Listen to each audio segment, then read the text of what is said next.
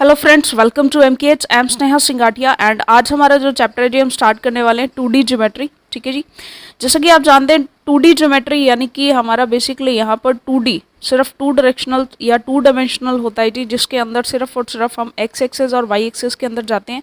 Simply एक example जैसे हम ले सकते हैं, इसे हम ये भी बोल सकते हैं कि ये चैप्टर जो है बेसिकली किससे रिलेटेड होगा जी, स्ट्रेट लाइन से रिलेटेड होगा। और कई बार सिलेबस में डायरेक्टली स्ट्रेट लाइन से ही इस चैप्टर को जो है संबोधित किया जाता है, यानी इस चैप्टर का नेम बेसिकली स्ट्रेट लाइन ही वहाँ पर लिखा होता है। ठीक है, या फिर बेसिकली 2D ज्योमेट्री होता है। तो चलिए स्टार्ट करते हैं जी हमारा चैप्टर 2D ज्योमेट्री। मैथमेटिक्स का ये हमारा चैप्टर है जी, बिल्कुल हम 11th-12th लेवल का और उसके बाद हम ग्रेजुएशन लेवल का भी यहाँ पर कंप्लीट करेंगे, ताकि कोई भी ऐसा एग्ज़ाम जिसमें मैथ्स के अंदर आपको ग्रेजुएशन लेवल तक की मैथ्स आती है तो वहाँ पर उस लेवल तक का ये टॉपिक हम इस वीडियो के माध्यम से, इन वीडियो सीरीज़ के माध्यम से कवर करते हैं जी, जो कि बेसिकली आपके एग्ज़ाम्स को कवर करते हैं। लाइक अगर आपका सेकंड ग्रेड मैथ्स आप देना चाहते हैं या मास्टर कैडर मैथ्स आप देना चाहते हैं, या फिर आप फर्स्ट ग्रेड की मैथ्स का ग्रेजुएशन पोर्शन तक का कंटेंट रेडी करना चाहते हैं, तो वहाँ पर ये वीडियो सीरीज़ आपके लिए काफ़ी हेल्पफुल रहेगी। तो चलिए स्टार्ट करते हैं जी।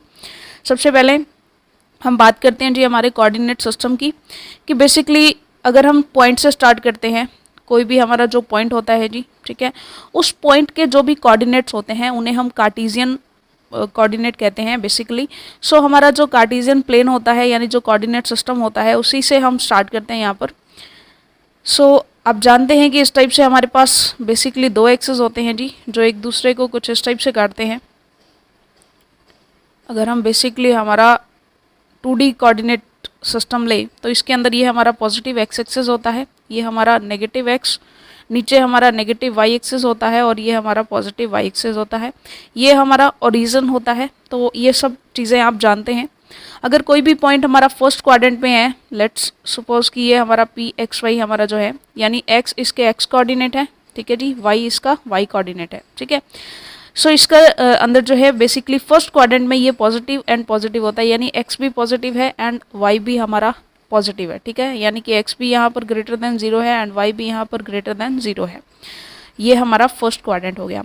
अगर हम बात करते हैं हमारे सेकंड क्वाड्रेंट में जाएंगे तो यहाँ पर हमारा x जो है वो नेगेटिव हो गया और y हमारा पॉजिटिव हो जाता है, ठीक है जी, कोई भी पॉइंट है x, y, यानी कि x हमारा लेस देन 0 है एंड y हमारा ग्रेटर देन 0 है। ओके अगर हम जाते हैं जी हमारे थर्ड क्वाड्रेंट में आप देखेंगे कि x भी नेगेटिव एंड y भी नेगेटिव, दोनों ही हमारे पास नेगेटिव है, ठीक है जी। सो इसके अंदर क्या होता है जी, x भी लेस देन 0 है एंड y भी हमारा लेस देन 0 है। अगर हम इस फोर्थ क्वाड्रेंट में जाते हैं जी, फोर्थ क्वाड्रेंट में, तो यहाँ पर देखिए सिंपली x हमारा पॉजिटिव है लेकिन y हमारा नेगेटिव है, यानी कि x तो हमारा ग्रेटर देन 0 है बट y हमारा लेस देन 0 है, ठीक है जी। तो ये सिंपल सी चीज़ है। अब इसमें ये जो पॉइंट है हमारा PX, y, अगर इसकी अपन बात करते हैं, जो पॉइंट है हमारा x, y, ठीक है जी, तो इसमें x क्या होती है जी, x होता है distance from y axis, distance from y axis. ये भी हम देखेंगे कैसे होता है, अभी देखिएगा। और जो y हमारा होता है, y होता है हमारा डिस्टेंस फ्रॉम x एक्सेस, किसके डिस्टेंस, इस पॉइंट के डिस्टेंस, ठीक है जी, डिस्टेंस फ्रॉम x एक्सेस। तो y हमारा क्या है जी, जो उसके डिस्टेंस है x एक्सेस है। फॉर एग्जांपल यहाँ पर देखिए ये हम बना रहे हैं, यहाँ पर ये हमारा पॉइंट है x, y, ठीक है जी। अब देखिए ये हमारा x एक्सेस है और ये हमारा y एक्सेस है। अब इसमें से x डिस्टेंस कौन से वाली है, x डिस्टेंस है हमारी ये वाली, तो ये वाली डिस्टेंस x यानी कि इसकी y सिस्टम से, यानी y जो एक्सेस है उससे इस पॉइंट की कितनी दूरी है, तो ये डिस्टेंस की हमारी x है। और x एक्सेस से जो दूरी है वो हमारी क्या हो जाएगी जी, इसकी y हो जाएगी, ठीक है। सो ये बिल्कुल सिंपल है। और अगर हम इसकी ओरिजिन से डिस्टेंस देखना चाह रहे हैं, मान लीजिए ये इस टाइप से है, ये हमारा पॉइंट है, इसकी हम ओरिजिन से डिस्टेंस निकालना चाह रहे हैं। ओरिजिन के कोऑर्डिनेट्स हमें पता है जी 0,0 होता है, और यहाँ पर ये पॉइंट है हमारा x, y, तो ये वाली जो डिस्टेंस होगी r, ठीक है जी, ओरिजिन से इस पॉइंट के डिस्टेंस, इसका फॉर्मूला क्या होगा जी, तो आप लिख सकते हैं distance from origin, distance from origin ये होती है जी हमारे पास √(x² + y²), ठीक है। कैसे निकाल सकते हैं, सिंपली ये हमारा सिंपली ये x है और ये हमारा y है, ठीक है, ये 90 डिग्री है। तो पाइथागोरस थ्योरम से आप डायरेक्टली लगा सकते हैं जी, base square and perpendicular square का जो सम होगा वही हमारा जो है इसकी स्क्वायर हो जाएगी जी, किसकी, हमारा जो हाइपोटेनस है, ठीक है। तो एक तो इससे आता है फॉर्मूला, बाकी अगर आप डिस्टेंस फॉर्मूला भी देखना चाहेंगे तो डिस्टेंस फॉर्मूला भी हमारे पास होता है, जो कि थोड़ा सा हम आगे डिस्कस भी करेंगे। एक और चीज़ यहाँ पर, अगर हम कोई पॉइंट को पोलर कोऑर्डिनेट्स में दिखाना चाह रहे हैं, ठीक है, तो जो डिस्टेंस होती है इसके ओरिजिन से, इसे हम आर से दिखाते हैं। और ये जो है यानी कि line joining from origin two point, ये एक्स एक्सिस के साथ जितना एंगल बनाती है, मान लीजिए ये एंगल थीटा है, ठीक है, यानी ये हमारा पॉइंट है जी एक्स कोमा वाई। इस पॉइंट को हमने ओरिजिन से मिला के एक लाइन ड्रॉ कर ली है, और इस लाइन से जो है एंगल हमारा किसके साथ, एक्स एक्सिस के साथ जो एंगल है वो थीटा है, ठीक है जी। अब इस केस में हम यहाँ पर एक्स वाई की जगह यहाँ पर इसे आर कोमा थीटा में रिप्रेजेंट करते हैं, तो ये हमारे पोलर कोऑर्डिनेट्स हो जाएंगे कि कितने डिस्टेंस पर है और किस एंगल पर है, तो ये पर्टिकुलर उस पॉइंट को डिफाइन करता है। और इस केस में हमारे पास जैसे मान लीजिए ये है, ठीक है, और इस टाइप से, तो अगर ये थीटा है एंड ये आर है, ठीक है जी, तो ये पता है कि हमें ये डेफिनेटली क्या हो जाएगा, ये आर हमारा साइन थीटा हो जाएगा और ये हमारे पास आर कॉस थीटा हो जाएगा, ठीक है। और आप जानते हैं कि अगर हम इसे मिला दें तो ये हमारा x होता है, ऑब्वियस सी बात, और ये हमारा y है। तो यहाँ पर क्लियरली देखने को मिल रहा है y हमारा r साइन थीटा है और x हमारा r कॉस थीटा है, ठीक है जी। तो यहाँ से पोलर कोऑर्डिनेट्स में अगर हम देखते हैं तो x हमारा होता है जी r कॉस थीटा और y हमारा होता है जी r साइन थीटा। अब r और थीटा क्या है, तो r बेसिकली आता कहाँ से है, r आता है जी root of X square plus Y square, already discuss किया है हमने। और जो थीटा होता है, ठीक, थीटा हमारा होता है जी tan inverse y upon x, ठीक है जी। तो ये सब पोलर कोऑर्डिनेट सिस्टम में चलता है, ये हमने जो है काफ़ी चैप्टर्स में देखा हुआ है, जैसे हमने देखा था इसको कॉम्प्लेक्स नंबर के अंदर भी हमने देखा था, ठीक है जी। सो ये चीज़ आप जानते हैं, theta equals to tan inverse y upon x करके हम इस थीटा को निकाल सकते हैं, ठीक है। अब हम देखते हैं जी डिस्टेंस फॉर्मूला। डिस्टेंस फॉर्मूला वही फॉर्मूला है जो आपने 10th क्लास में डिस्कस किया था। तो एक ब्यूटीफुल सी एडिंग हम यहाँ पर डालेंगे जी, डिस्टेंस फॉर्मूला।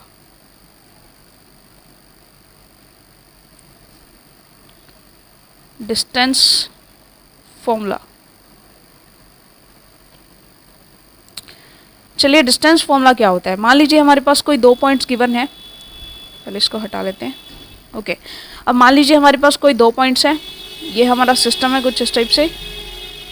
एक हमारा ये पॉइंट है जी x1 कोमा y1, और यही सिस्टम में हमारे पास कोई दूसरा पॉइंट है, मान लीजिए x2 कोमा y2, ठीक है जी।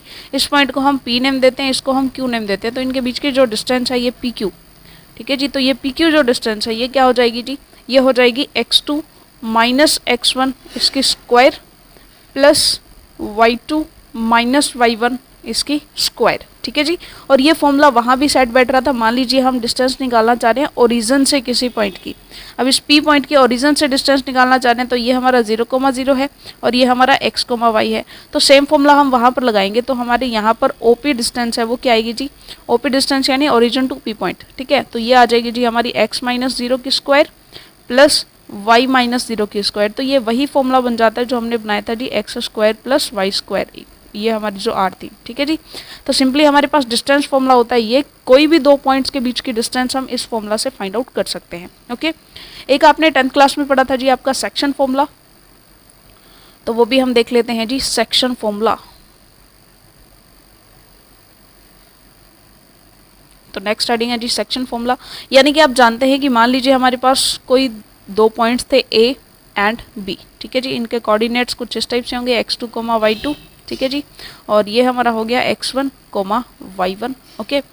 अब मान लीजिए कि जो हमारा A और B पॉइंट को जोड़ने वाली जो लाइन है, ठीक है, इस लाइन पर हमारे पास कोई C पॉइंट है जो इस लाइन को m/n में डिवाइड कर रहा है, ठीक है जी। और इसके कोऑर्डिनेट्स मान लीजिए x, y है, ठीक है। तो जो C पॉइंट है उसके कोऑर्डिनेट्स कैसे होंगे, मान लीजिए अब इसके अंदर भी दो केसेस होते हैं। ये तो हमारा हो गया जी इंटरनल डिवीजन, यानी कि अंदर ही लाइन के अंदर ही एक ऐसा पॉइंट है जिसने इंटरनली उसको क्या किया जी, डिवाइड किया कुछ इस रेशो में। एक हमारे पास दूसरा केस आता है, इस दूसरे केस में क्या होता है जी, ये हमारा सिंपली AB है, चलिए कोई बात नहीं, AB है। अब बाहर इस लाइन पे ही बाहर एक ऐसा पॉइंट होता है C जो कि इनको m/n में डिवाइड करता है, ठीक है। यानी कि जो ये रेशो और ये रेशो, ठीक है जी, ये होता है m और ये होता है जी n, ठीक है।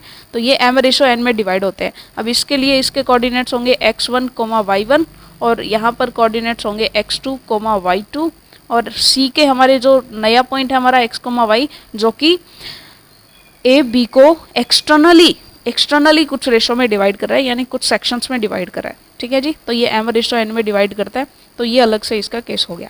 चलिए, यानी कि AC जो है यहाँ पर हमारा जो बनता है AC रेशो BC बनता है which is m ratio n। ठीक है जी, ये चीज़ क्लियर है।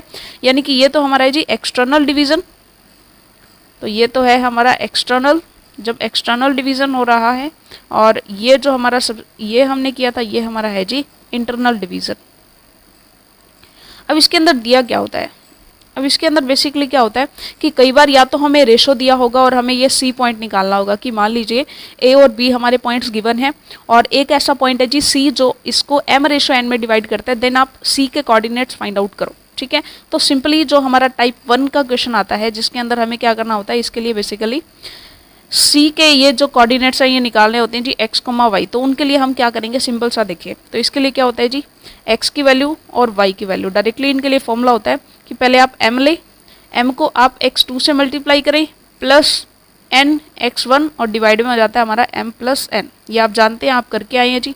ठीक है, 10th क्लास में आपने इसे बहुत ही अच्छे से किया है। इसी टाइप से my2 plus ny1 upon m plus n। ठीक है जी, तो ये हमारे x का और y का फॉर्मूला हो गया प्लस के अंदर, और अगर एक्सटर्नली आपका डिवाइड करें तब यहाँ पर माइनस हो जाएगा जी। ठीक है, अब एक्सटर्नली जब डिवाइड करें तो सी पॉइंट के कोऑर्डिनेट्स x एंड y, तो इनका फॉर्मूला क्या हो जाएगा, x हमारा हो जाएगा जी simply m x2 minus n x1।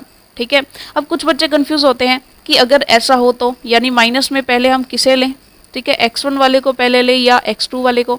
तो सिंपल सी बात है कि अगर आपने ऊपर m माइनस एन लिया तो नीचे भी आप m माइनस एन लेंगे, ऊपर आपने n माइनस m लिया तो नीचे भी आप n माइनस m लेंगे, तो ये सेम ही एक्सप्रेशन रहेगा। ठीक है जी, सेम ही एक्सप्रेशन रहेगा, दोनों साइड आप ऊपर नीचे माइनस कॉमन लेकर के सेम एक्सप्रेशन बना सकते हो। ठीक है, तो ये दोनों एक ही बात है जी, लेकिन सेम रखना है, ऊपर और नीचे पहले m है तो पहले m ही रखना है। ठीक है, n वाली टर्म नेगेटिव है तो नीचे भी n वाली टर्म नेगेटिव होनी चाहिए, बस ये चीज़ आपको ध्यान में रखना है, बाकी और कहीं भी कंफ्यूज होने की ज़रूरत नहीं है। सो my2 minus n y1 m minus n ये कर लो, या फिर n y1 को पहले लिख लो और m y2 को बाद में लिख लो, बस नीचे m माइनस n नहीं करना, अब n माइनस m ही कर रहा है। ठीक है जी, तो ये हमारे x एंड y के फॉर्मूलाज हैं। इसी के साथ मिड पॉइंट का फॉर्मूला भी होता है। मिड पॉइंट तीसरा केस आता है जी जब ये एग्जैक्टली इक्वली डिवाइड कर रहा हो, यानी ये हमारा ए पॉइंट है और ये हमारा बी पॉइंट है, सी जो पॉइंट है वो हमारा 1:1 में, यानी बिल्कुल मिड पॉइंट है इन दोनों का। अब मान लीजिए ये x1, y1 है और ये हमारा x2, y2 है। ठीक है, और ये हमारा पॉइंट जो है वो x, y है। देन इस केस में ये क्योंकि सी पॉइंट है ये बिल्कुल मिड पॉइंट है, तो मिड पॉइंट के लिए हमारे पास क्या फॉर्मूला होता है जी, सो देखिए मिड पॉइंट के लिए हमारे पास फॉर्मूला होता है मिड पॉइंट है हमारा c, और इस c के लिए x हमारा क्या हो जाएगा, x सिंपली हो जाएगा x1 plus x2/2, y equals to y1 plus y2/2। क्योंकि m और n दोनों ही 1 है तो 1 से मल्टीप्लाई करो यहाँ पर, और ये नीचे हो जाएगा 1 + 1 तो ये 2 ही हो जाएगा। ठीक है, सिंपली आप फॉर्मूला ही लगाया एकदम एक बार। ठीक है, मतलब फॉर्मूला ही लगा करके आप सॉल्व करेंगे तभी ये वैल्यू आती है एक्चुअल में, बट यहाँ पर हम डायरेक्टली याद रखें क्योंकि फॉर्मूला लगाएंगे अपना माइंड उतना चलाएंगे, इससे अच्छा डायरेक्टली ये होगा कि हाँ जी मिड पॉइंट है, इसलिए इन दोनों का जो है ऐड करके और उसका हाफ कर दो। ठीक है, सो ये हमारा फॉर्मूला होता है जी मिड पॉइंट का। तो ये 3 बहुत ही इंपॉर्टेंट फॉर्मूलाज हैं जी हमारे, जिसके अंदर हमने देखा सबसे पहले कि कैसे हमारा जो है सेक्शन फॉर्मूला होता है जब इंटरनल डिवीज़न होती है। ठीक है, सेक्शन फॉर्मूला कब, जब हमारी एक्सटर्नल डिवीज़न हो, एंड सेक्शन फॉर्मूला कब, जब हमारी इक्वली हमारा डिवीज़न हो, यानी कि जहाँ पर रेशो है वो सेम हो। ठीक है, व्हाट इफ़ अगर यहाँ पर हमसे रेशो पूछा जाए, पॉइंट गिवन हो, तो कई बार इस टाइप से भी क्वेश्चन आता है कि हमें जो है पूछा जाता है जी क्वेश्चन कुछ इस टाइप से कि मान लीजिए ये कोई पॉइंट है ए और यहाँ पर कोई पॉइंट है बी, इन दोनों को एक पॉइंट है जी सी, ये भी गिवन होता है, मान लीजिए ये 2,3 है और यहाँ पर ये भी 2 कोई पॉइंट्स हैं। ठीक है, अब हमें यह निकालना होता है कि ये इसे m/n कितने रेशो में डिवाइड कर रहा है। तो अगर आप m/n करके चलेंगे तो कैलकुलेशंस थोड़ी सी टफ हो जाती हैं। इसके लिए ट्रिकी वे ये होता है कि आप इसको k/1 लेकर के चलें। ठीक है जी, अब k मान लीजिए k आपके पास कुछ इस टाइप से आ गया, तो इसका मतलब है ये हमारे पास क्या हो जाएगा जी m/n। ठीक है, क्योंकि मान लीजिए ये m/n है, आप बोथ साइड n से डिवाइड कर दो तो ये क्या हो जाएगा, m/n/1 हो जाएगा। इसे आप k कंसिडर कर लो, ठीक है। तो इसे k/1 मान करके जब चलेंगे तो 1 से मल्टीप्लाई होगा, तो एक साइड की कैलकुलेशन में हमारे पास जो है ईजी चीज़ आ जाएगी। ईजी यानी सिर्फ k के अंदर इक्वेशंस बनेगी हमारी, तो k के अंदर इक्वेशन बनेगी तो उसे सॉल्व करना काफ़ी ईजी हो जाता है, ठीक है जी। सो बेसिकली इस टाइप से हम जो है क्वेश्चन सॉल्व कर सकते हैं। इसकी काफ़ी क्वेश्चन प्रैक्टिस भी हम करेंगे लास्ट में, ठीक है। चलिए अब हम देखते हैं जी नेक्स्ट हमारा, देखिए नेक्स्ट क्या है जी। अब कई बार क्या होता है, अगर हम रिलेशन देखना चाहें, एक तो हमने m/n में डिवाइड किया है जी इंटरनली हमने डिवाइड किया है, और एक हमने रेशो में डिवाइड किया है, वही रेशो है m/n, लेकिन हमने डिवाइड किया है जी एक्सटर्नली, ठीक है जी। अब 2 पॉइंट्स है हमारे पास, ये 2 पॉइंट्स है, ये हमारा A है, ये हमारा B है। इन दोनों को ज्वाइन करने वाली लाइन में बीच में एक पॉइंट है जी P, जो तो इनको करता है जी इंटरनली डिवाइड, तो ये तो P पॉइंट है हमारा। और एक ऐसा पॉइंट है जी इसी लाइन पे आगे कि वो पॉइंट है जी Q, जो इनको एक्सटर्नली डिवाइड कर रहा है सेम रेशो में m/n में। यानी कि अगर हम देखें ये हमारा रेशो इंटरनल वाला ये भी m/n है, और अगर हम एक्सटर्नल वाला देखें ये वाला एंड ये वाला, तो ये भी हमारा m/n है, ठीक है जी।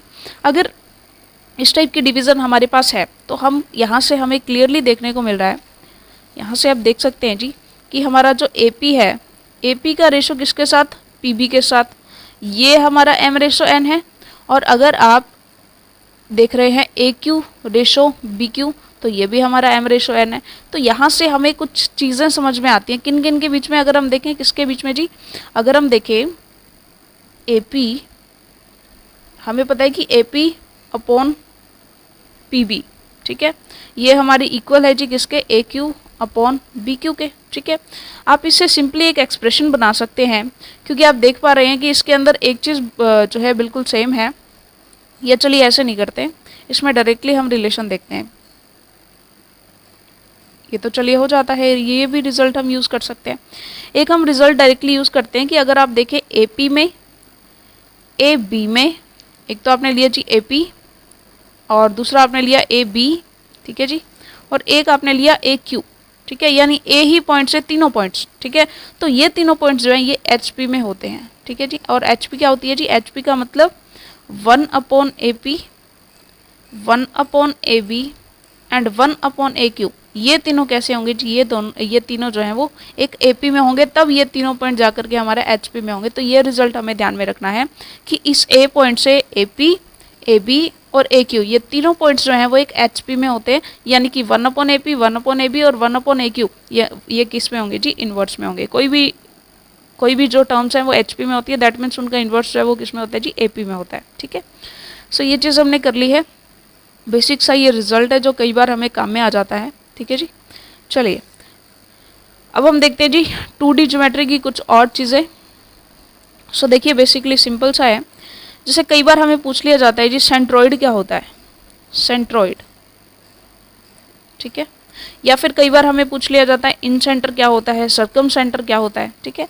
या फिर हमें कई बार ये पूछ लिया जाता है जी ऑर्थो सेंटर क्या होता है, ठीक है। तो ये सारी चीज़ें हम यहाँ पर करेंगे। या चलिए हेडिंग डाल लेते हैं अपने, ठीक है जी, यहाँ पर हम एक हेडिंग ही लगा लेते हैं।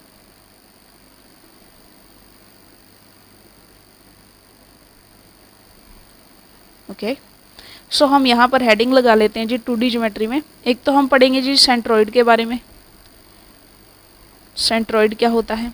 एक हम पढ़ेंगे इन सेंटर क्या होता है, क्योंकि थोड़ा कन्फ्यूज़न सा ही रहता है कुछ बच्चों में, ठीक है। और एक हम पढ़ेंगे जी सर्कम सेंटर क्या होता है, सर्कम सेंटर। और एक हमारा होता है जी ऑर्थो सेंटर, ठीक है। सो ये 4 चीज़ें हम यहाँ पर पढ़ेंगे जी, सेंट्रॉइड, इन सेंटर, सर्कम सेंटर और ऑर्थो सेंटर, ठीक है।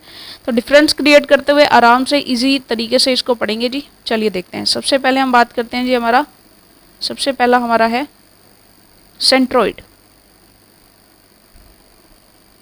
अब सेंट्रॉइड के लिए देखिए सिंपल सी बात, अगर आप इसकी डेफिनेशन लिखना चाहें, the centroid of a triangle is the point of intersection of medians, जो इनकी मीडियंस होंगी, ठीक है जी। एक ट्राइंगल की तीनों साइड्स की जो मीडियंस होंगी ठीक है जी। तो उनका जो एक कॉमन इंटरसेक्शन होगा, ठीक है, उसे हम कहते हैं जी सेंट्रोइड। अब मीडियन क्या होता है? मीडियन का मतलब होता है किसी भी लाइन पर आप कोई ऐसी लाइन कर रहे हैं जो लाइन को बाइसेक्ट करे, लाइन को लाइन बाइसेक्टर भी इसे बोल सकते हैं, ठीक है जी। एंगल का कोई गारंटी नहीं होती, यहाँ पर लाइन का होता है जी। और इसमें यह भी नहीं होता कि 90 डिग्रीज पर होगा या नहीं होगा, यानी लाइन बाइसेक्टर परपेंडिकुलर है या नहीं है, ऐसा भी कुछ नहीं होता, सिर्फ लाइन बाइसेक्टर होनी चाहिए। फॉर एग्जांपल यहाँ पर देखिए, ये आपने एक ट्राइंगल लिया है, ठीक है, ये हमारा ट्राइंगल है जी ए बी एंड सी, ठीक है जी। अब क्या आप क्या कर रहे हैं कि इस ए सी पर बी पॉइंट से एक ऐसा बाइसेक्टर डाल रहे हैं जो इन दोनों को इक्वली बाइसेक्ट कर रहा है, ठीक है जी। तो ये हमारा पॉइंट हो जाएगा ई। इसी टाइप से आप ए बी जो हमारी साइड है उसको सी पॉइंट से उस पर एक ऐसा बाइसेक्टर डाल रहे हैं जो उस लाइन को इक्वली दो भागों में, टू पार्ट्स में बाइसेक्ट करेगा, ठीक है जी। तो ये पॉइंट हमारा मान लीजिए एफ हो गया। इसी टाइप से ए से आप बी सी लाइन पर कोई ऐसा बाइसेक्टर डाल रहे हैं जो इसको इक्वली 3 हिस्सों में बांट देगा, ठीक है जी, इक्वली बांट देगा। तो इन सभी का एक जो हमारा इंटरसेक्शन होगा, यानी तीनों जहाँ पर कट करते हैं, तीनों मीडियंस जहाँ पर कट करते हैं, मीडियंस हमारे हो गए। अब मीडियंस की बात करें तो मीडियंस हमारे हो जाएंगे जी, एक तो हमारा हो गया सी एफ, ठीक है, एक हमारा मीडियन हो गया जी बी ई और एक हमारा मीडियन हो गया जी ए डी, ठीक है। तो ये तीनों हमारे मीडियंस है और इन तीनों मीडियंस का जो इंटरसेक्शन पॉइंट है उसे हम जी से दिखाएंगे और यही जी हमारा होता है सेंट्रोइड। और सेंट्रोइड को आप यहाँ पे लिख सकते हैं जी, it is represented by capital G, ठीक है जी। अब इस जी के कोऑर्डिनेट्स होंगे क्या? मान लीजिए ए हमारा जो पॉइंट है इसके कोऑर्डिनेट्स हैं हमारे पास, चलिए इसे वाइट से लिखते हैं, इसके मान लीजिए कोऑर्डिनेट्स है हमारे पास x1, y1, बी के हमारे पास हैं जी x2, y2, ठीक है जी, और सी के हमारे पास है जी x3, y3, ठीक है। अब अगर आप निकालना चाहें कि आप ई एफ या जो हमारा डी पॉइंट है, ठीक है, यहाँ पर डी पॉइंट था, इन तीनों पॉइंट्स के अगर आप कोऑर्डिनेट निकालना चाहें तो सिंपल सी बात है जी, ये हमारे मिड पॉइंट है। मिड पॉइंट है तो मिड पॉइंट के लिए फॉर्मूला लग जाएगा। मिड पॉइंट का फॉर्मूला क्या होता है जी, x1 प्लस x3/2, ठीक है। इसी टाइप से y1 और y3, ठीक है। लेकिन हम यहाँ पर ऐसा नहीं निकाल रहे हैं एक बार के लिए, ठीक है। अगर ये बाई चांस पूछा जाता है या कहीं अदर हमें ज़रूरत पड़ती है, क्योंकि ये इक्वल है, सेम पोर्शंस में डिवाइड कर रहे हैं। देखिए यहाँ पर ये हमारा a है और ये हमारा c है, ठीक है, ये हमारा पॉइंट बीच में e है। जब 1:1 में डिवाइड करते हैं तो e तो इन दोनों का मिड पॉइंट हो गया ना, तो मिड पॉइंट फॉर्मूला लगा के हम डायरेक्टली e पॉइंट के कोऑर्डिनेट्स निकाल सकते हैं। लेकिन यहाँ पर हमें इन पॉइंट्स के कोऑर्डिनेट्स एक्चुअल में चाहिए नहीं, हमें चाहिए जी हमारे सेंट्रोइड के कोऑर्डिनेट्स। तो सेंट्रोइड के कोऑर्डिनेट्स कैसे निकालते हैं वो देखिए। सेंट्रोइड हमारा होता है जी जी जो हमारा पॉइंट होगा वो कैसे होगा, जी का जो x कोऑर्डिनेट है वो कैसे निकलेगा, x1 plus x2 plus x3/2, ठीक है जी। ये आ जाएगा जी का x कोऑर्डिनेट। और y कोऑर्डिनेट के लिए आप तीनों coordinates y1 plus y2 plus y3 इनका एडिशन करके इसको 3 से डिवाइड करना है, सॉरी माफ़ कीजिएगा यहाँ पर गलत लिख दिया मैंने, ठीक है। तो ये 3 से डिवाइड कर देना है, तो ये हमारा हो जाएगा जी सेंट्रोइड, ठीक है। सो एक बार फिर से देख लेते हैं जी, सेंट्रोइड हमारा क्या होता है। The centroid of a triangle is the point of intersection of medians. जो मीडियंस होती है, मीडियन क्या होती है, लाइन बाइसेक्टर, ठीक है जी। सामने वाले पॉइंट से उस लाइन पर एक ऐसा पॉइंट आएगा जो लाइन बाइसेक्टर होगा। अब यहाँ पर वो परपेंडिकुलर है या नहीं उस लाइन के, ये चीज़ कोई डिसाइडेड नहीं है, ठीक है, हो भी सकता है नहीं भी हो सकता है, ठीक है। सिर्फ हमें ये ध्यान रखना है मीडियन क्या होती है जी, लाइन बाइसेक्टर, ओके। चलिए अब हम देखते हैं जी नेक्स्ट हम देखने वाले हैं जी इन सेंटर को, ठीक है। तो नेक्स्ट हम देखते हैं हमारा इन सेंटर, तो हेडिंग हम लगा देते हैं जी इन सेंटर, दूसरा है इन सेंटर। अब देखिए इन सेंटर की अगर आप डेफिनेशन लिखना चाहें तो कुछ इस टाइप से लिखेंगे जी, point of intersection of internal bisector of the angles. वहाँ पर साइड की बात हो रही थी और यहाँ पर एंगल्स की बात होगी। बाइसेक्टर किसका लेना है जी, एंगल्स का हमें बाइसेक्टर लेना है, ठीक है। यानी कि एंगल्स तो बाइसेक्ट होंगे, साइड हमारे पास, साइड का कोई हमारे पास रोल नहीं है, यानी साइड है, हो भी सकती है ना भी हो, ठीक है। चलिए अब फॉर एग्जांपल हम यहाँ पर एक ट्राइंगल लेते हैं जी, एक हमने यहाँ पर ट्राइंगल ले लिया, ठीक है। एक हमने ऐसा ट्राइंगल ले लिया जिसके कोऑर्डिनेट्स हमारे पास, मान लीजिए ये ए पॉइंट है, ये हमारा बी पॉइंट है, ये हमारा सी पॉइंट है, ठीक है जी। अब देखिए यहाँ पर सिंपल सी चीज़ कि हमें जो है कोई ऐसी लाइन ड्रॉ करनी है जो इस बी एंगल को इक्वली डिवाइड कर दे, यानी ये एंगल और ये एंगल दोनों सेम हो जाए, ठीक है। तो इसे हम कुछ इस टाइप से दिखाएंगे। इसे अगर हम थोड़ा सा इसका साइज़ बड़ा करें, अच्छे से समझते हैं जी इसको। अब इसके अंदर आप देखिएगा कि ये वाला एंगल ये वाले एंगल के इक्वल होगा, ठीक है। इसी टाइप से हम कोई सेकंड लाइन लेते हैं जी, कलर इनका अलग अलग ले लें, आई थिंक तो बेटर रहेगा। इसमें हम कलर लेते हैं जी दूसरा। अब यहाँ पर इस एंगल से यहाँ पर कुछ इस टाइप से ड्रॉ करें कि हमारा ये दोनों एंगल्स हमारे कैसे हो जाएं जी, ये दोनों एंगल्स हमारे इक्वल हो जाएं, ठीक है जी। और नेक्स्ट हम देख रहे हैं तीसरा क्या है जी, ए से यहाँ पर कुछ ऐसा डालेंगे कि हमारा जो ये वाला एंगल है, ये दोनों एंगल हमारे क्या हो जाएं जी, इक्वल हो जाए, ठीक है। अब ये सारे एंगल आपस में इक्वल हो नहीं हो, लेकिन आपस में ये इक्वल होंगे, यानी ए जो है ये वाला एंगल ये इस एंगल के इक्वल होगा, ठीक है। सी वाले में देखें तो ये सी वाला अपने दोनों एंगल इक्वली डिवाइड होंगे, बी वाला देखें तो ये वाले दोनों एंगल भी इक्वल होंगे, ठीक है। यानी कि ये वाला एंगल इसके बराबर होगा, ये वाला एंगल इसके बराबर होगा और ये वाला एंगल इस एंगल के बराबर होगा, ठीक है जी। ये चीज़ क्लियर है। सो ये हमने देख लिया। चलिए अब देख लेते हैं अब लाइन बाइसेक्ट होती है या नहीं, ये कोई ज़रूरी नहीं है यहाँ पर, ठीक है। सो अब क्या होगा जी, मान लीजिए ये डिस्टेंस हमारी, क्योंकि सी के सामने है तो ये स्मॉल सी होती है, ठीक है, सी एंगल के सामने। ये हमारा बी एंगल के सामने है तो ये स्मॉल बी साइड है, और ये हमारे ए एंगल के सामने है तो ये हमारी स्मॉल ए साइड है, ठीक है जी। ये हमें पता चल गया। और यहाँ पर देखिए ये जो हमारा सेंटर होगा, यानी इनका जो क्रॉस सेक्शन है, ठीक है जी, ये वाला पॉइंट, तो इस पॉइंट को हम दिखाते हैं जी, क्योंकि ये इन सेंटर है तो इसे आई कहते हैं। इसे इन सेंटर, सेंटर क्या होता है जी, सेंटर हम इसलिए बोलते हैं क्योंकि यहाँ पर हम एक क्या बना सकते हैं, यहाँ पर हम एक जो है हमारा सर्कल ड्रॉ कर सकते हैं, ठीक है जी। यानी कि ये जो पॉइंट्स होंगे ये सभी पॉइंट्स हमारे एक सर्कल पर होंगे, ठीक है जी। यहाँ पर अंदर हम एक सर्कल बना सकते हैं, ठीक है, ये हमारा एक सर्कल बनेगा। और ये वाली जो डिस्टेंस है ये वाली आर होगी, ठीक है, और ये वाली जो डिस्टेंस है ये भी आर हो जाएगी, और ये जो डिस्टेंस है ये भी हमारी आर हो जाएगी, ठीक है जी। ये क्लियर है। सो इसका मतलब है कि आई से, और यहाँ पर मान लीजिए कोई पॉइंट्स हम ले या ना लें, क्योंकि यहाँ पर डायरेक्शन इंपॉर्टेंट है, ठीक है, जो इसकी साइड्स हैं ट्राइंगल की वो इंपॉर्टेंट है, ठीक है जी। अब देखिए अगर हम बात करें इन सेंटर की, तो इन सेंटर के जो कोऑर्डिनेट्स हैं, ठीक है जी, इन सेंटर, अब इन सेंटर के लिए हम क्या निकालेंगे जी, इन सेंटर का x coordinate and Y coordinate, ठीक है जी। एक्स कोऑर्डिनेट हम यहाँ पर लिखेंगे और वाई कोऑर्डिनेट हम यहाँ पर लिखेंगे, ठीक है जी। तो एक्स कोऑर्डिनेट के लिए सबसे पहले हम ए जो साइड है, ये वाली ए साइड, ठीक है, इसको हम x1 जो कि इसका है जी x1 y1, यहाँ पर हो जाएगा x3 y3, ये हो जाएगा हमारा x2 y2। तो अब देखिए a x1 लेना है प्लस b हमें जो है b हमें x2 लेना है और c हमें x3 लेना है, और ये हो जाएगा जी a plus b plus c, ठीक है जी। ये हमारा हो जाएगा ay1 plus by2 plus cy3, और ये हो जाएगा जी हमारा a plus b plus c, ठीक है जी। तो ये हमारे हो जाएंगे हमारे इन सेंटर के जो हैं कोऑर्डिनेट्स, ठीक है जी। तो ये चीज़ हमें क्लियर हो चुकी है। तो हमारे इन सेंटर का जो एक्स कोऑर्डिनेट है वो हमारा ये होगा जी, और वाई कोऑर्डिनेट हमारा ये होगा। एक बार कलर फिर से वही ले लेते हैं जी, क्योंकि ये डार्क कलर है, थोड़ा सा दिखने में थोड़ा सा प्रॉब्लम होती है।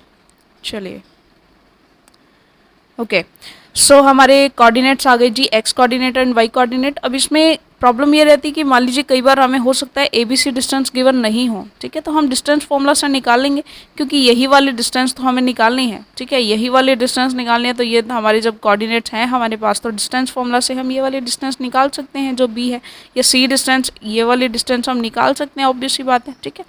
तो अगर ये डिस्टेंसेस गिवन नहीं है देन हम डिस्टेंस फॉर्मूला से जो है ABC के वैल्यूज़ निकाल भी सकते हैं, ठीक है जी। सो बेसिक सी बात हमें इन सेंटर के बारे में पता चली कि पॉइंट ऑफ इंटरसेक्शन होता है जी किनका, इंटरनल बाइसेक्टर ऑफ एंगल्स का, ठीक है जी। सो इसे और रिप्रेजेंट करते हैं हम कैपिटल I से, ठीक है जी, कैपिटल आई से हम इसे रिप्रेजेंट करते हैं। अब हम देखते हैं जी हमारा नेक्स्ट है जी सर्कम सेंटर। तो इसको अच्छे से देखते हैं जी।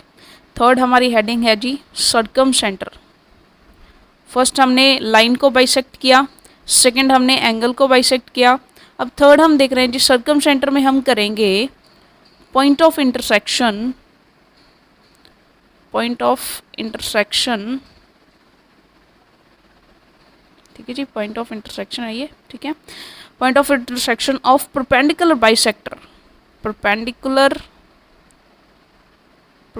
बाइसेक्टर, यानी कि यहाँ पर जो बाइसेक्टर है हमारा वो, जैसे मान लीजिए ये कोई लाइन है, इस पर हम क्या करेंगे, इसको बाइसेक्ट तो कर रहे हैं, साथ ही साथ इस पर 90 डिग्रीज का एंगल भी फॉर्मेशन हो रही है, यानी कि परपेंडिकुलर भी है एंड बाइसेक्ट भी कर रही है, ठीक है। अगर ऐसा हो जाए, यानी कि जो हमारा फर्स्ट हमने किया था सेंट्रोइड, उसमें सिर्फ बाइसेक्ट हो रही थी, यहाँ पर 90 डिग्री का एंगल होना ज़रूरी नहीं था, बट अगर ऐसा हो जाए कि वो 90 डिग्रीज का एंगल बना रही है, देन वो हमारा सर्कम सेंटर होगा, ठीक है। अब इसके लिए एग्जाम्पल देख लेते हैं, यानी कि इसको ड्रॉ करके देख लेते हैं जी। इसको हम ले जाते हैं साइड में ताकि क्लियर भी रहे, और चलो इसे हटा ही देते हैं। सो हमारे पास मान लीजिए एक ऐसा सेंटर, एक ऐसा हमारा ट्राइंगल है जी, ठीक है, और वही चीज़ सिंपली हमने इसको क्या करना है, बाइसेक्ट ही करना है हर एक लाइन को, ए बी सी, ये हमारे 3 पॉइंट्स है जी, ए बी सी, ठीक है। अब यहाँ से देखिए सिंपली क्या होगा, सी पॉइंट से हमने जो है कुछ ऐसा बाइसेक्ट डालना है जो 90 डिग्रीज भी हो और इसको दोनों को डिवाइड भी कर दे, ठीक है। इसी टाइप से बी पॉइंट से हमने यहाँ पर एक ऐसा बाइसेक्टर डालना है जो इनको डिवाइड भी कर रहा है और 90 डिग्रीज का एंगल भी बना रहा है। इसी टाइप से ए से यहाँ पर हमने कुछ ऐसा डालना है कि वो बाइसेक्ट भी कर रहा है और 90 डिग्रीज का एंगल भी यहाँ पर बन रहा है। देन हमारा ये जो सेंटर होगा, ठीक है जी, अब हमारा जो बाइसेक्टर होगा इन तीनों का, तो अब हम इसे कहेंगे जी हमारा सर्कम सेंटर, और इस सर्कम सेंटर को हम दिखाते हैं जी सी से। ध्यान रखिएगा, सेंट्रोइड को हम जी से दिखाते हैं, सर्कम सेंटर को हम सी से दिखाते हैं, क्योंकि सी से कन्फ्यूजन होता है कि सेंट्रोइड है या सर्कम सेंटर है। सो सी जो होता है वो हमारा सर्कम सेंटर होता है, ओके।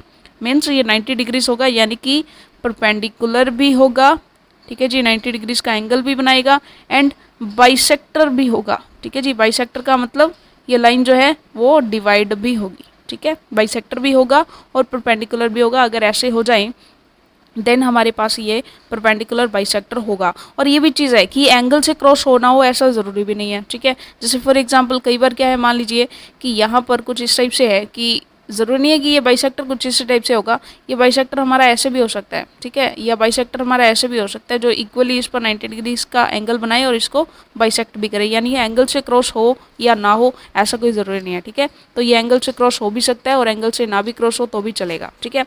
और जब ये ऐसा होता है कि यानी जो सर्कम सेंटर होता है, सर्कम सेंटर का मतलब होता है कि यहाँ पर हम एक इस टाइप से हम एक सर्कल यहाँ पर बनता है कि ये जो ए बी और सी तीनों पॉइंट्स है ये एक सर्कल के हिस्सा होते हैं, ठीक है जी।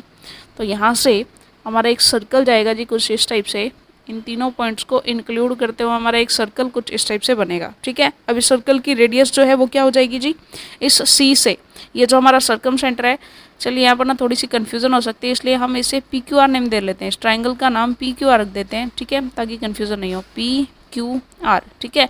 तो ये हमारी जो PC और जो हमारा QC और जो हमारा RC, ये जो तीनों डिस्टेंस है ये तीनों ही इक्वल हैं किसके, R के, क्योंकि ये तीनों ही ट्राइंगल की क्या है जी, रेडियस हैं, ठीक है जी। तो ये जो PC डिस्टेंस है और ये जो हमारी ये वाली डिस्टेंस है, ये वाली डिस्टेंस है, तीनों ही इस सर्कल की रेडियस बन रही हैं, ठीक है। तो यहाँ से बेसिकली हमारे पास ऐसा कोई फॉर्मूला तो नहीं होता है इसके लिए, फॉर्मूला तो, लेकिन हम इसके लिए क्या कह सकते हैं, हम ये कह सकते हैं कि CP जो डिस्टेंस है और जो हमारी CR डिस्टेंस है और जो हमारी QC डिस्टेंस है, ये तीनों इक्वल होंगी, किसके इक्वल होंगी जी, R के इक्वल होंगी, जो कि सर्कम सेंटर से उस जो हमारा जो सर्कल है वहाँ तक की डिस्टेंस यानी कि रेडियस ऑफ सर्कल होगी, ठीक है जी। बाकी इसे सॉल्व बाय ऑप्शन किया जाए तो बेस्ट ऑप्शन है, ठीक है। चलिए अब नेक्स्ट देखते हैं जी, हम सर्कम सेंटर हमने देख लिया, अब हम देखते हैं जी ऑर्थो सेंटर। ऑर्थो सेंटर में क्या होता है, ऑर्थो सेंटर में देखिए, ऑर्थो सेंटर, ऑर्थो का मतलब आपको पता है कि आप जानते हैं कि बेसिकली हम ये जानते हैं कि अगर, चलिए इससे पहले इसकी डेफिनेशन लिख लेते हैं। ऑर्थो सेंटर की डेफिनेशन क्या होगी जी, point of intersection point of intersection of perpendiculars. अब तक हमने देखा था परपेंडिकुलर बाइसेक्टर है, बट यहाँ पर अब हम सीधा परपेंडिकुलर ले रहे हैं, बाइसेक्ट की गारंटी नहीं है, ठीक है जी। तब ये होता है जी ऑर्थो सेंटर। सेम ऊपर वाला केस ही है, लेकिन बाइसेक्ट नहीं करेगा, ठीक है। मतलब बाइसेक्ट कर भी सकता है, नहीं भी कर सकता है, ऐसी कोई बाउंडेशन नहीं है इसके साथ, ठीक है। अब मान लीजिए ये है, अब यहाँ पर सिंपली क्या है कि इस पॉइंट से यहाँ पर ये 90 डिग्रीज, यहाँ से ये 90 डिग्रीज, और यहाँ से ये ऐसा कि ये 90 डिग्रीज हो जाए, तो ये पॉइंट जो होगा ये हमारा क्या हो जाएगा जी, ऑर्थो सेंटर हो जाएगा, ठीक है।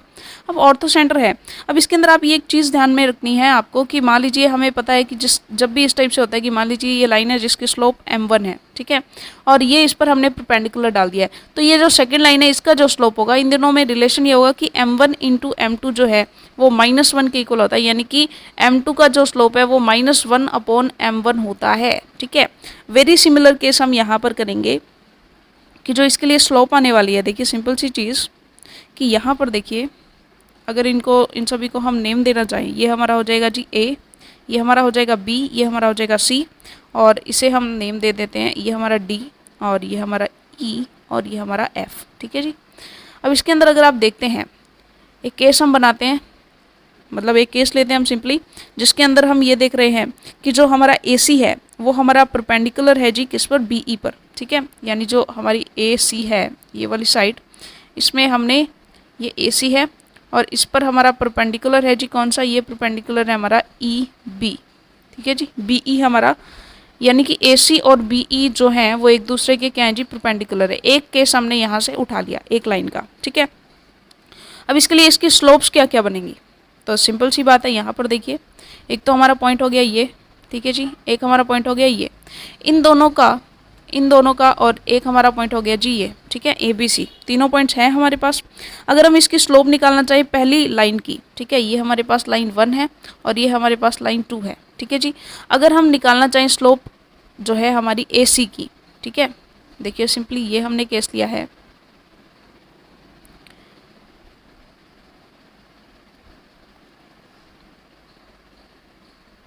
अच्छे से करते हैं जी इसको ताकि बहुत ही अच्छे से क्लियर हो। ये हमारे पास जो पॉइंट है जी, ये हमारे पास पॉइंट है x1 y1, ये हमारे पास पॉइंट है x2 y2, और ये हमारे पास पॉइंट है जी x3 y3, ठीक है जी। अगर ऐसा हो गया, अब इसके लिए देखिए सिंपली, या फिर हम इसे एक बार इसे ही x2 y2 मान लेते हैं, ये चलिए ठीक है, ओके। सो अब देखिए स्लोप ऑफ m क्या होगी, स्लोप ऑफ AC, ठीक है, यानी m जो है वो हमारी क्या हो जाएगी, ये हो जाएगा हमारे पास y2 माइनस y1, यहाँ पर हम y3 ले लें तो बेटर रहेगा, यस, क्योंकि ये हमारा ये पॉइंट है और ये पॉइंट है, तो एक लाइन की स्लोप हम डायरेक्टली इस फॉर्मूला से निकाल सकते हैं, तो ये हो जाएगा y3 और ये हो जाएगा जी x3 माइनस x1, ठीक है। ये हमारी m की यानी लाइन 1 की स्लोप आ चुकी है, ठीक है जी। अगर सेकेंड लाइन की स्लोप हम देखें BE की, ठीक है, तो इसके लिए स्लोप सिंपली क्या हो जाएगी, माइनस ऑफ 1 अपॉन m हो जाएगी, तो इसे हम कर देंगे जी माइनस ऑफ, और यहाँ पर हो जाएगा ये पलट जाएगा, तो ये हो जाएगा x3 माइनस x1, और ये हो जाएगा जी y3 माइनस y1, यानी कि ये पलट जाएगी ऑब्वियस सी बात, जो कि हमारी स्लोप है जी दूसरी लाइन की यानी m2 है। अब दूसरी लाइन की इक्वेशन हम कैसे बनाएंगे, इससे लाइन इक्वेशन के का हमारे पास फॉर्मूला क्या होता है जी, सिंपली y माइनस, ये कोऑर्डिनेट्स हमने लेने हैं y minus y2 equals to, slope लेनी है, स्लोप हमारी क्या हो जाएगी, minus of x3 minus x1 और y3 माइनस y1, ये हमने स्लोप निकाल ली, ठीक है, और ये हो जाएगा जी हमारा x माइनस x2, ठीक है, क्योंकि हमें पता है कि फॉर्मूला क्या होता है, y minus y1 equals to m into x minus x1, यही तो हमारा फॉर्मूला होता है। तो स्लोप हमने निकाल ली सेकेंड लाइन की, तो ये सेकेंड लाइन की इक्वेशन है हमारे पास ये वाली, ठीक है जी। तो इस टाइप से हम जो है फाइंड आउट कर सकते हैं, ओके। अब हम देखते हैं जी नेक्स्ट, अब सिंपल सी बात है, एक चीज़ हमारी सिंपल सी चीज़, इसे हम रिज़ल्ट भी मान सकते हैं। देखिए सिंपल सी बात, या एक शॉर्टकट ले लें कि एक शॉर्टकट चीज़ या शॉर्टकट मेथड या एक शॉर्टकट रिज़ल्ट, कि अगर हमारे पास कोई दो sides, if any two sides, ठीक है जी, ये क्या हो जाए, सेम हो जाए, ठीक है, या साइड्स नहीं लेते हैं, एक बार हम ये कंसिडर करते हैं कि मान लीजिए कोई दो x कोऑर्डिनेट्स या कोई दो y कोऑर्डिनेट सेम हो जाएं, इफ़ एनी टू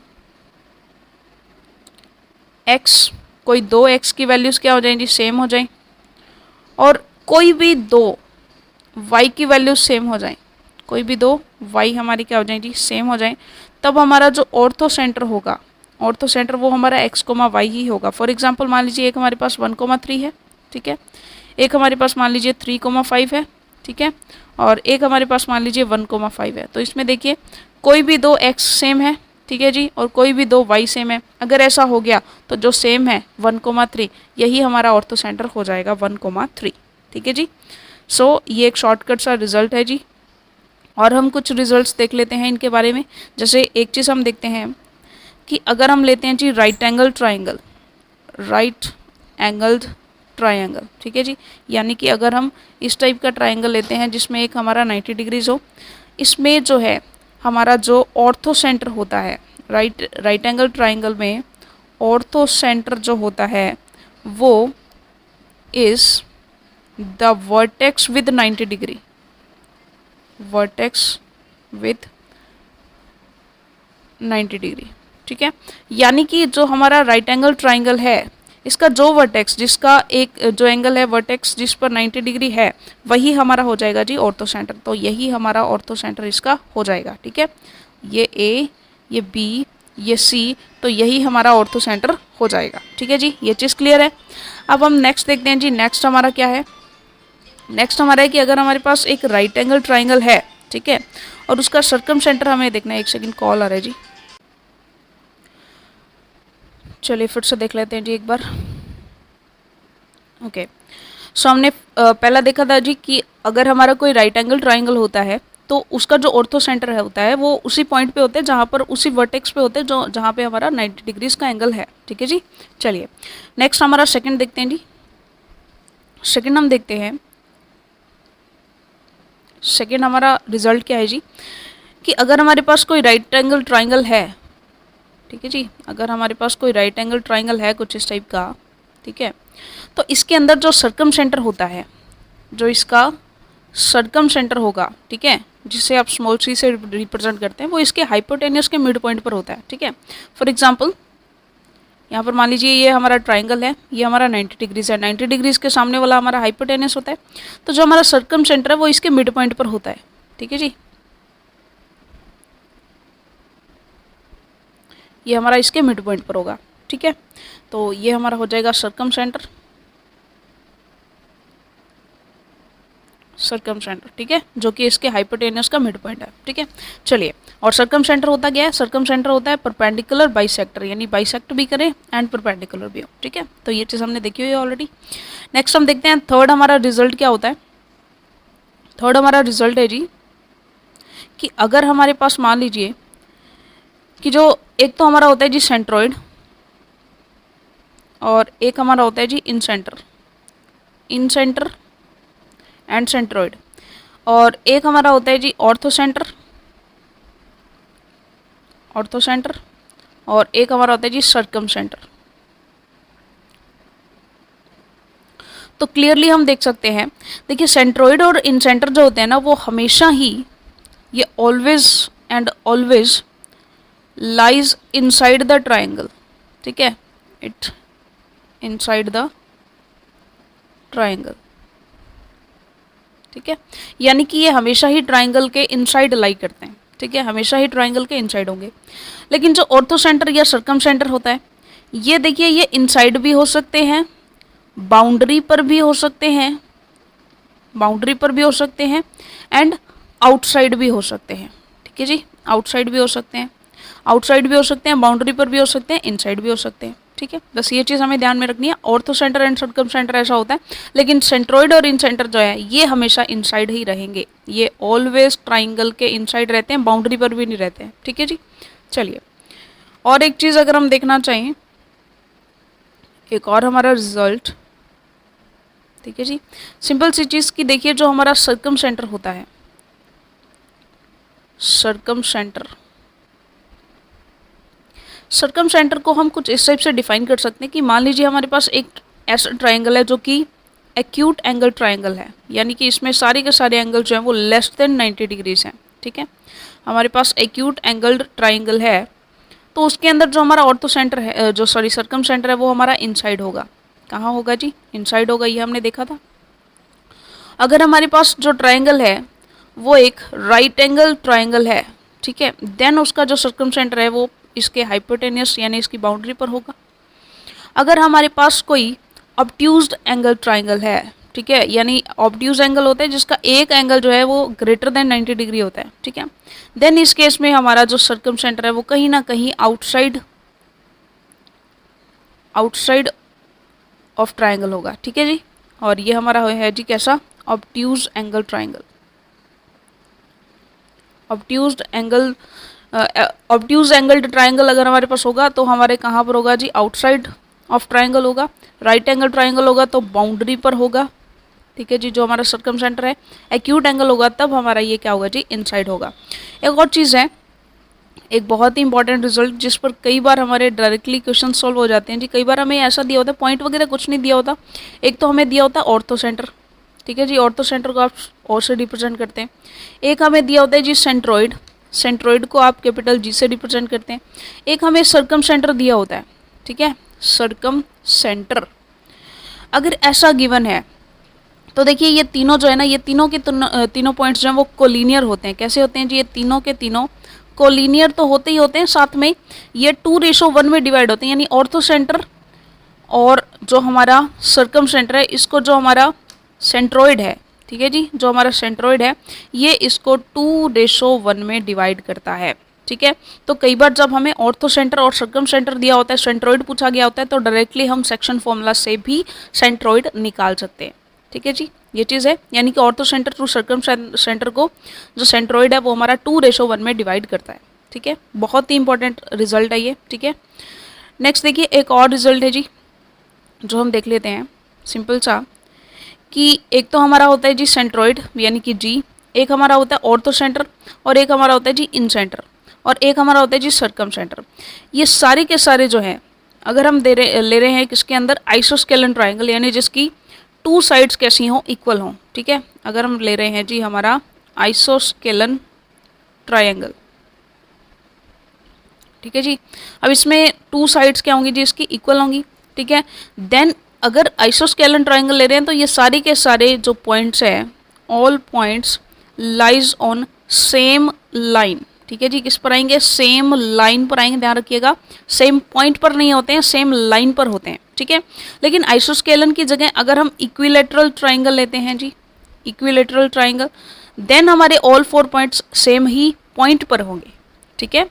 थोड़ा सा आप क्लियर करें कि अगर हमारे पास थोड़ा सा देखिए, थोड़ा सा साफ लिखते हैं इसको, क्योंकि टच में काफ़ी प्रॉब्लम आती है जब कंटेंट ज़्यादा हो जाता है इसके अंदर, वाइट बोर्ड के अंदर, तो ये हैंग होने लगता है एक्चुअली।